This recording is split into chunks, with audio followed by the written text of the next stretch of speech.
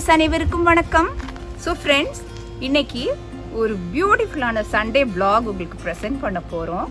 So எப்படின்னா, ஒரு முழு கோழியை அப்படியே தீயில போட்டு சுட்டு சாப்பிட போகிறோம். அது மட்டும் இல்லாமல் நிறைய வேறு டிஷ்ஷஸ், வேறு குக்கிங் இருக்குது.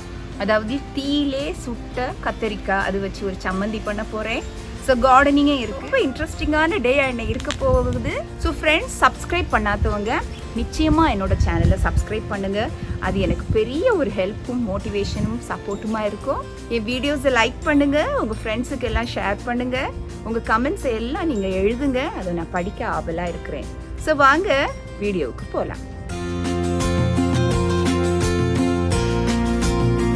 ரொம்ப ஹைட் கொடுத்தீங்கன்னா அது சொல்கிறது கஷ்டமாக இருக்கும். No problem.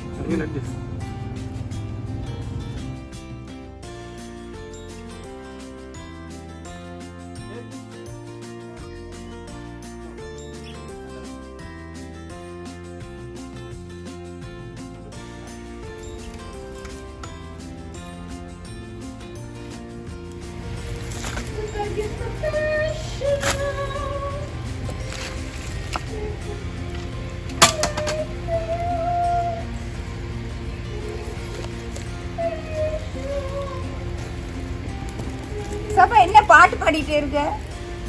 ஆச்சா நடக்குங்க. சபா ஒரே பாட்டு தான். ஸோ பாருங்க, இது ரொம்ப கஷ்டமான வேலை தான், ஆனாலும் ரொம்ப ஜாலியா தான் இருக்கு. ஸோ ஒரு முழு கோழி அப்படியே சுட்டுட்டே இருக்கு. ஆனால் அந்த தீ பற்ற வைக்கிறது தான் ரொம்ப கஷ்டமான வேலை. பயங்கர வெக்க வேற அடிக்குது. சுவையா சாப்பிடணும்னா கஷ்டப்பட்டு தான் ஆகணும் இல்லையா? ஸோ இதை அப்படியே திருப்பி போட்டு சுட்டுக்கலாம். இந்த ஐடியா வந்து சபாவோட ஐடியா தான். அப்படியே கம்பியில் கோர்த்து சுடுறது என் பொண்ணு தான் சொல்லி கொடுத்தா அப்படி பண்ணுங்க அப்படின்ட்டு. ஸோ என் வீட்டுக்காரர் அப்படி ஒரு சூப்பரான அடுப்பு ஒன்று ரெடிமேடாக கடை பண்ணிட்டாரு. பார்த்தீங்கன்னா ஒரு பெரிய ஆடே போட்டு சுற்றலாம் போல இருக்கு. அவ்வளோ பெரிய அடுப்பாக இருக்குது. நிஜமாவே இன்ட்ரெஸ்டிங் தான். ஸோ அடிப்பக்கம் நல்லா வெந்துருச்சு. நீ அப்படியே திருப்பி விடணும். ஸோ கைக்கு நான் க்ளவுஸ் எடுத்துகிட்டு வரேன் வீட்டுக்குள்ளே போய். ஏன்னா ரொம்ப ஹாட்டாக இருக்குது, சூடாக இருக்குது. டீ இப்போ நல்லா செமையாக பத்துது. ஸோ சீக்கிரம் இது ரெடி ஆயிரும்னு நினைக்கிறேன். ஸோ ஒரு பக்கம் நல்லா வெந்துருச்சு. ஸோ அடுத்த பக்கத்தை திருப்பி வைக்கணும். அப்படியே நின்றுக்கோ, சுத்தாத. ஓகே, நம்ம இதை கம்பி அசைச்சிட்டா உடனே ரோல் ஆகிடுது. அப்படியே இருக்கட்டும், இருந்தது சுற்றோம். இன்னும் ஒரு 10-20 நிமிஷத்தில் சுற்றும்.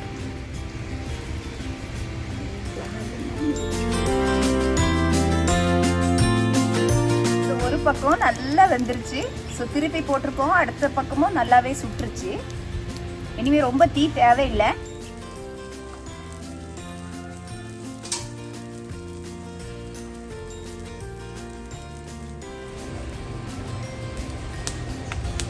இனி இதில் கொஞ்சம் கத்திரிக்காய் போட்டு சுற்றுவோமா? கொஞ்சம் நேரம் கூட சுடுங்க. அது வெளியே எப்படி இருக்கும், பட் உள்ள வேகம். பட் பயங்கர ஹீட்டு தான் இல்லை இன்னைக்கு. நார்மலாகவே இந்த வீக் ஃபுல்லாக பயங்கர சூடு. 2 வீக்ஸ் முன்னாடி வரைக்கும் மழை இருந்துச்சு. இப்போ ஒரு 2 வீக்ஸாக மழையே இல்லையா. இப்போ ரொம்ப சூடாக இருக்குது. இன்றைக்கெல்லாம் மத்தியான டைம் ரொம்ப ஹீட்டாக இருக்குது. நல்ல சூடு தான். சரி, என்ன பண்ணோம், நம்ம கொஞ்சம் கத்திரிக்காய் பறித்து இதில் சுட்டு அதை அழகாக ஒரு சம்மந்தி இடித்து இதுக்கு சைட் டிஷ்ஷாக வச்சுப்போம். ப்ரெட் இருக்குது, அது போதும் இல்லை? ஃப்ரூட்ஸ் கொஞ்சம் கட் பண்ணி வச்சுருக்கேன். ஸோ கார்டன் போமா? சின்னதாக ஒரு ஹார்வெஸ்டிங் எல்லாம் பண்ணிட்டு. ஸோ கார்டன் போகிறோம். கொஞ்சம் கத்தரிக்காய் இருக்குது, வெண்டைக்காய் இருக்குது, அப்புறம் என்னென்ன இருக்கோ அதையெல்லாம் பறிச்சுட்டு வந்து என்னென்ன சமைக்க முடியுமோ சமைக்கலாம்.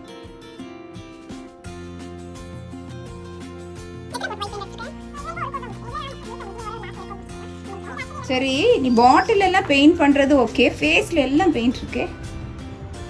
ஃபேஸில் இருக்குது, லிப்ஸில் இருக்குது. பார்த்துக்க, கவனமாக பண்ணுங்க. ஓகே. என் குட்டி பொண்ணு செடி நடுறதுக்காக ஒரு பாட்டர் பண்ணுறாளாம். பார்க்கலாம் இது எப்படி டேர்ன் அவுட் ஆகுதுன்ட்டு.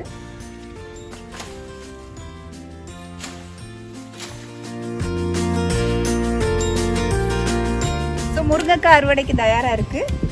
இதை நாங்கள் இன்னைக்கு விட்டுட்டா மறந்துடுவோம். ஸோ அடுத்த சண்டே தான் ஞாபகம் வரும். ஸோ அதை பறிச்சாச்சு. ஸோ ஃப்ரெண்ட்ஸ், அந்த நாட்டு நெல்லிக்காய் அறுவடைக்கு தயாராக இருக்குது. போன வார வீடியோவில் உங்களுக்கு காமிச்சேன், குட்டியோண்டு இருந்தது. ஸோ இப்போ அது அறுவடைக்கு தயாராக இருக்குது. நிறைய நெல்லிக்காய் கீழேயும் விழுந்திருக்கு. ஸோ இதை அப்படியே உப்புல போட்டு சாப்பிட வேண்டியது தான்.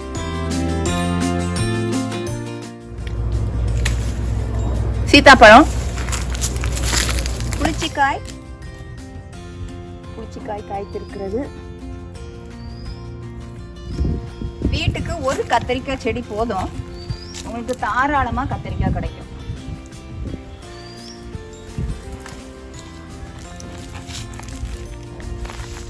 வெண்டைக்காய் இருக்குது, ஹார்வெஸ்ட் பண்ண பறிச்சிடலாமா?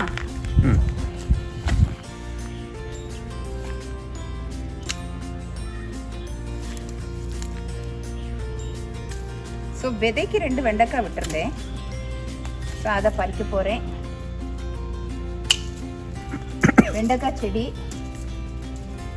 வெண்டைக்காய் செடி எனக்கு ஜாஸ்தி வேணும், ஏன்னா வெண்டைக்காய் எனக்கு ரொம்ப பிடிக்கும்.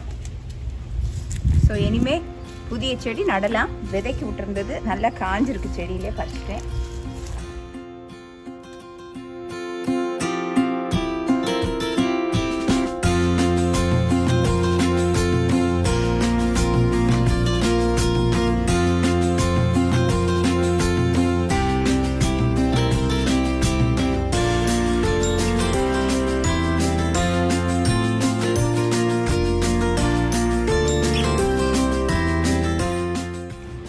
தக்காளி,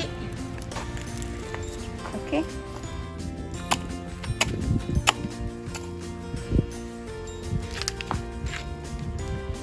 ஸோ தண்டு கீரை இதில் நட போகிறேன். ஏற்கனவே 2 செடி நட்டு வச்சது ரொம்ப நல்லாவே வருதுங்க. ஸோ விதை போட்டு இதில் குட்டி குட்டி செடிகள் நல்லாவே வளர்ந்து வந்திருக்கு. ஸோ அதை எடுத்து இதில் மாற்றி நடுறேன். இது ஏற்கனவே பதப்படுத்தப்பட்ட மண்.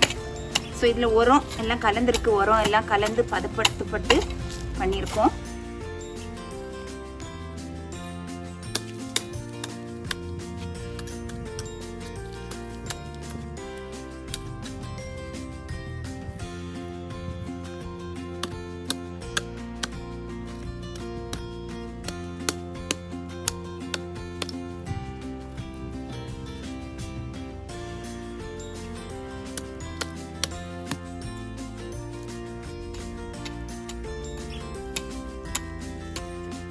ஸோ ஏற்கனவே இது 2மே ஃப்ரெஞ்ச் பீன்ஸ் செடி நான் தான் நட்டு வச்சேன், நல்லா வளர்ந்து வருது. அப்புறம் கீரை, அந்த பக்கமாக கொஞ்சம் பட்டாணி விதை போட்டு வச்சுருக்கேன், அதுவும் வருது. அப்புறம் இங்கே பார்த்தீங்கன்னா நிறைய சின்ன வெங்காயம் வச்சுருக்கேன். ஸோ கத்தரிக்காய் சம்மந்தி அரைக்கிறதுக்கு காந்தாரி மிளகா. ஸோ காந்தாரி மிளகு ரொம்ப மெடிசினல் வேல்யூ உண்டு. ஸோ இது பிபி அப்புறம் கொலஸ்ட்ரால் எல்லாம் நல்லா கம்மியாகும். ஸோ உடம்புல கெட்ட கொழுப்பு அப்படியே கரைஞ்சி போயிடும். ஸோ கொலஸ்ட்ரால் ப்ராப்ளம் உள்ளவங்க இதை எடுத்துக்கலாம். இது ரொம்ப மெடிசினல் வேல்யூ உள்ளது. என் வீட்டில் நிறைய செடி இருக்கும், தானாகவே முளைச்சி வரும், நிறைய காய்கள் தரும். காய்களை பறித்து சமைக்கும் போது ரொம்ப டேஸ்டாகவும் இருக்கும், ஆனால் ரொம்ப காரமாக இருக்கும் இது. ஸோ தேவைக்கு எடுத்தால் போதும். ஸோ பாருங்கள், சிக்கன் நல்லா சுட்டுருச்சு. நான் ஆயில் எதுவுமே போடலை, உங்களுக்கு தேவைன்னா பட்டர் ஏதாவது போட்டு கூட சுட்டுக்கலாம். இந்த கோழியிலே எண்ணெய் இருக்கும் இல்லையா, அந்த கோழியில் உள்ள அந்த ஃபேட் கண்டென்ட்லேயே அது சுட்டுரும். ஸோ அவசியம் இல்லை. ஹெல்த்தியாக சாப்பிடணுன்னா எப்போவுமே எண்ணெய் கம்மியாக தான் யூஸ் பண்ணணும். நான் எப்போவுமே எண்ணெய் ரொம்ப கம்மியாக தான் யூஸ் பண்ணுவேன். ஸோ நல்ல சுட்ட கத்தரிக்காய். ஸோ இந்த தோடு, நல்ல கரிஞ்ச தோடு எல்லாம் அப்படியே எடுத்துருங்க. ஸோ எடுத்துட்டு நல்ல காந்தாரி மிளகும் உப்பும் போட்டு இந்த கல்லில் நல்லா இடிக்கணும். ஸோ நல்லா இடித்து இதோட கலந்து அதை ஸ்மாஷ் பண்ணி சாப்பிட வேண்டும்.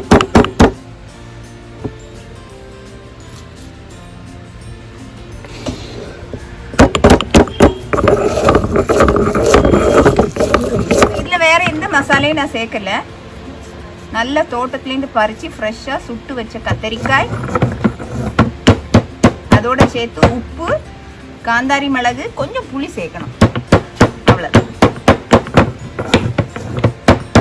நான் புளி வீட்டுக்குள்ளே போய் எடுத்துகிட்டு வரேன், புளி எடுக்க மறந்துட்டேன்.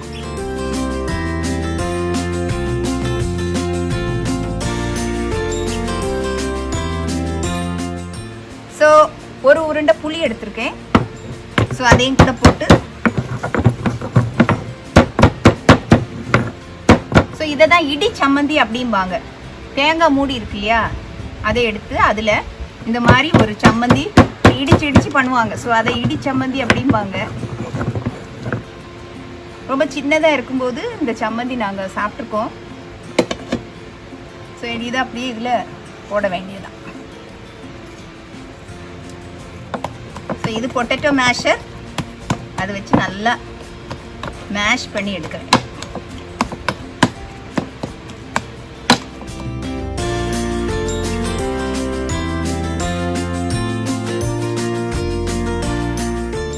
ஸோ ஓல்ட் சிக்கன் ரோஸ்ட் பண்ணுறது எப்படின்னு ஆல்ரெடி நான் ஒரு வீடியோ போட்டிருக்கேன். அதை டிஸ்கிரிப்ஷன் பாக்ஸில் உங்களுக்கு நான் நீங்கள் அந்த லிங்கை பார்த்துட்டு அதை ஜஸ்ட் பாருங்கள். ரொம்ப ஈஸி தான். நான் மசாலா எல்லாம் முந்தின நாளே நைட் ஊற வச்சு ஃப்ரீசரில் போட்டுருவேன். அப்போ தான் நெக்ஸ்ட் டே ஈஸியாக குக் பண்ண முடியும்.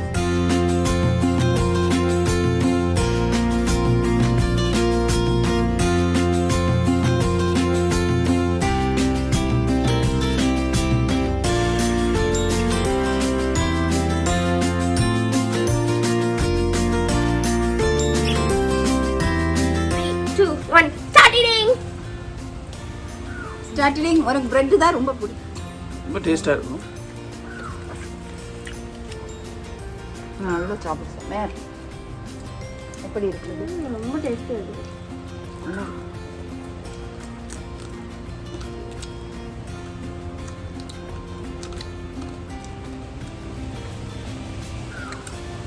சார் எப்படி இருக்குது? ரொம்ப டேஸ்டியாக இருக்குது டாடி. பிரெட்டும் கத்தரிக்காய் சம்மந்தி நல்ல ஒரு காம்பினேஷன். சூப்பராக இருக்கு. செம்மையாக இருக்கு. இது இருந்தது இதில் போட்டு சாப்பிடுறேன். சம்மந்தி தான்.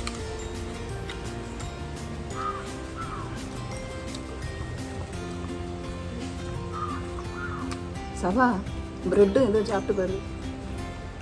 பிரெட்டும் கத்தரிக்காய் சம்மந்தி அப்படி ஒரு டேஸ்டாக இருக்கு. சிக்கனும் கத்தரிக்காய் சம்மந்தி ரொம்ப பிடிச்சது தான். கத்தரிக்காய் சம்மந்தி எனக்கு உனக்கு என்ன பிடிச்சிருக்கு? ரொம்ப சிக்கன். சிக்கன் நார்மலி உங்களுக்கு எல்லாம் ரொம்ப பிடிக்கும்.